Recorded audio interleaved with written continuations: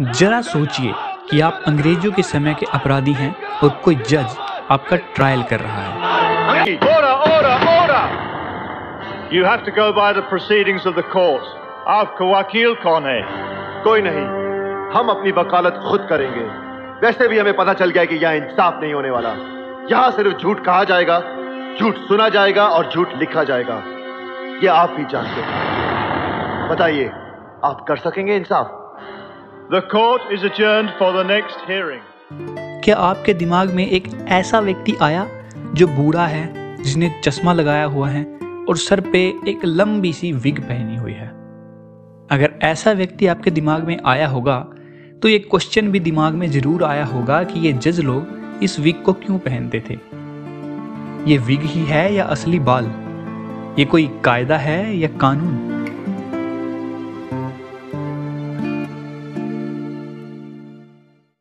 आइए चलते हैं 1580s के इंग्लैंड या फिर ब्रिटिश साम्राज्य में। यहाँ पर हवा में रहना ही ठीक रहेगा क्योंकि नीचे फैल रही है एक भयानक बीमारी।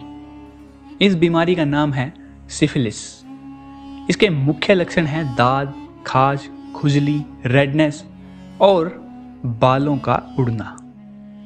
लेकिन एक मिनट, बिना बालों वाले आदमी को तो यहाँ निचले स्तर का आदमी माना जाता है और 1580s में तो कोई एंटीबायोटिक्स भी नहीं थी, तो इसलिए बालों का उड़ना बन गया एक सोशल स्टिग्मा। 14 मार्च 1664 एक पोइट सैमुअल पेपी अपनी डायरी में लिखते हैं कि उनके भाई अब किसी को अपना सर नहीं दिखा सकते और अगर उन्होंने ऐसा किया तो ये उनके लिए बेहद शर्मनाक बात होगी। सर को छुपाने के चक्कर में गंजे लोगों ने विग्स यानी पेरुक्स पहनना शुरू कर दिया। अब वैसे तो विग्स की इन्वेंशन एंशिएंट इजिप्शियंस ने हजारों साल पहले ही कर दी थी, लेकिन 17th सेंचुरी तक भी इसका कोई खास यूज नहीं था क्योंकि यह न तो कोई स्टाइल था और न कोई आवश्यकता। लेकिन इतिहास भी गवाह है इस बात का कि चाटुकारिता छोटी बातों को आम व्यवहार और व्यवहार को सभ्यता बना देती है। ऐसा ही कुछ हुआ जब फ्रांस के राजा लुईस 13 के एज से पहले ही बाल उड़ने लगे। सामाजिक अपमान से बचने के लिए राजा ने विग पहनना शुरू कर दिया। इन विग्स को और भी ज़्यादा प्रमोट किया उनके बेटे और फ्रांस के अगले राजा लुईस 14 ने, जब उनके महज 17 साल की उम्र में ही बाल उड़ने शुरू हो गए। ऐसा नहीं है कि यह बीमारी फ्रांस के राजा तक ही सीमित रही। ब्रिटेन के मोनार्क चार्ल्स भी इस बीमारी की चपेट में आ गए।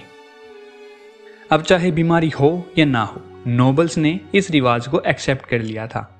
धीरे धीरे दरबार से मिडिल क्लास, अदालतों और स्कूलों में यह फैशन पहुंच गया। 1685 में शोल्डर लेंथ विग अदालतों का ड्रेस कोड बन गया। 19th सेंचुरी के शुरुआती दौर में ही यह आउट फैशन होने लगा, लेकिन कुछ व्यवसायों में अभी तक भी विग को एक महत्वपूर्ण भाग समझा जाता था। But why do barrister's still wear wigs? Well, इसके कई कारण हैं। सबसे अधिक माना जाने वाला कारण है कि विग का पहनना सिंप्लिसिटी और सीरियसनेस दिखाता है। इसको पहनने वाला बैरिस्टर कानून की सुप्रीमेसी की हिस्ट्री को रिप्रेजेंट करता है। साथ ही साथ यह कानून और आम आदमी के अंतर को बनाए रखता है। 2 अक्टूबर 2008 में यूके पार्लियामेंट ने विग्स की अनिवार्यता का खंडन कर दिया। अब विग्स पहनना कोई जरूरी नहीं है, लेकिन क्रिमिनल केसेस के साथ साथ सिविल केसेस के बैरिस्टर्स आज भी विग पहनते हैं। वैसे विग से याद आया, लड़कियों के शरीर पर लड़कों के मुकाबले कम बाल क्यों होते हैं?